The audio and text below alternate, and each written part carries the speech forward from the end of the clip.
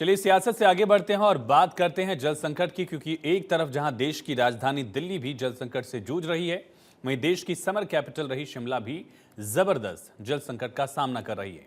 हालात यह है कि ज्यादातर इलाकों में 4-5 दिन तक पानी नहीं आ रहा और लोग जरूरतों के लिए टैंकर पर निर्भर हैं। पहाड़ों की रानी शिमला में गहराते जल संकट पर हमारी ये रिपोर्ट देखिए।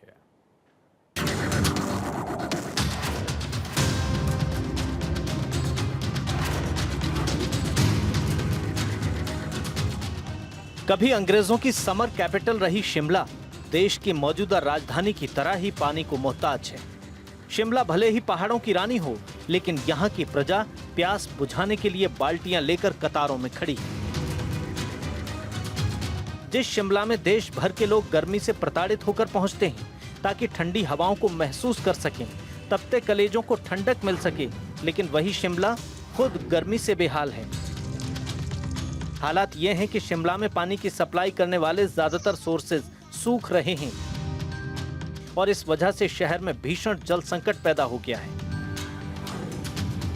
शहर में कहीं 4 दिन तो कहीं 5 दिन बाद पानी मिल रहा है। सर यहाँ पे पानी की बहुत दिक्कत है। यहाँ पे पानी 6-7 दिन बाद आ रहा है, वो भी थोड़ा थोड़ा पानी आ रहा है। हमें कपड़े धोने के लिए और पानी पीने के लिए नहीं मिल रहा है। और यहाँ पे देखो पशु जैसे यहाँ पे इनको भी पानी नहीं मिल रहा है। यहाँ पे पानी की बहुत दिक्कत, प्लीज़ कृपया ऐसा है कि पानी छोड़ दे। दूर दराज के इलाके तो छोड़िए, शिमला की शान मॉल रोड और मिडिल बाजार में भी कई दिन से पानी के दर्शन नहीं हुए हैं। लिहाजा जरूरतों के लिए टैंकरों का ही सहारा बचा है। यहाँ पे 6 दिन बाद पानी आ रहा है और कपड़े धोने की बहुत मुश्किल हो रही है। बच्चों की ड्रेस 2-2 ड्रेसें हैं और बच्चों को बहुत दिक्कत आ रही है।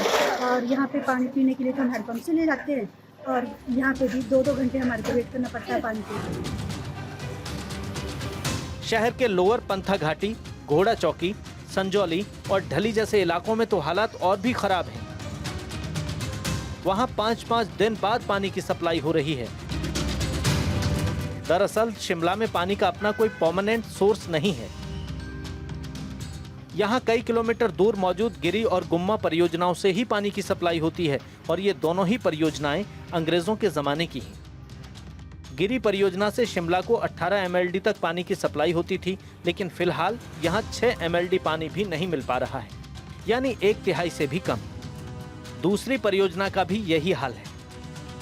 शिमला को रोजाना 40 MLD से ज्यादा पानी की जरूरत होती है, लेकिन फिलहाल 25 से 30 MLD पानी ही मिल पा रहा है और इसका खामियाजा भुगत रहे हैं शिमला के आम लोग।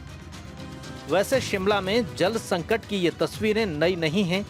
बीती गर्मियों में भी शिमला में कुछ ऐसे ही हालात पैदा हो गए थे और तब यहाँ होटेलियर्स को अपने गेस्ट को मना करना पड़ा था कि वो शिमला ना आएं।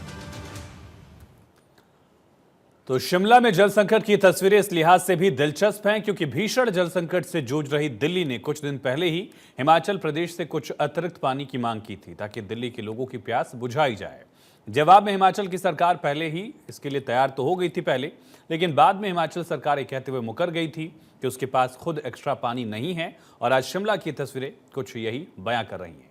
लेकिन शिमला से नीचे उतरते हैं और बात करते हैं दिल्ली की, क्योंकि दिल्ली में जल संकट का कोई समाधान भले नजर न आ रहा हो, लेकिन सियासी घमासान में कोई कमी नहीं है।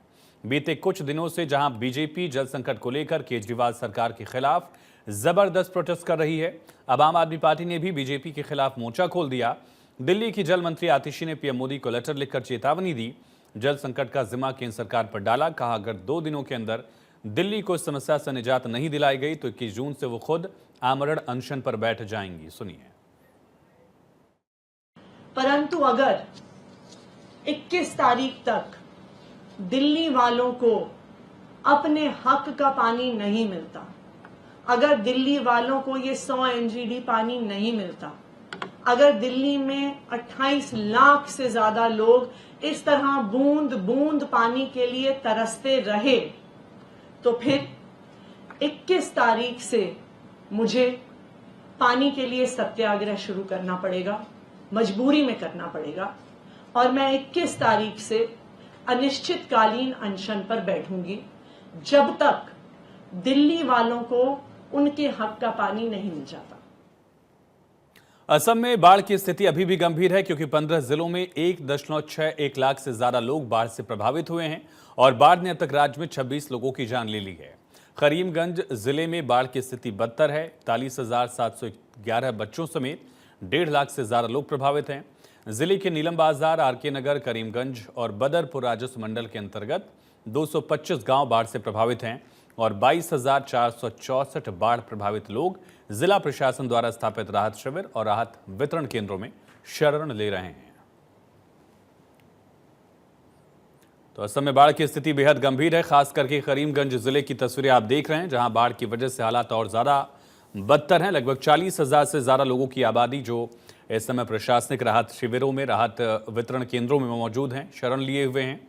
इसके अलावा लगभग 15 जिलों में लाखों की आबादी इस वक्त बाढ़ से त्राहिमाम कर रही है। तस्वीरें आप देख रहे हैं किस तरह से राहत शिविरों में लोग जिंदगी गुजार रहे हैं।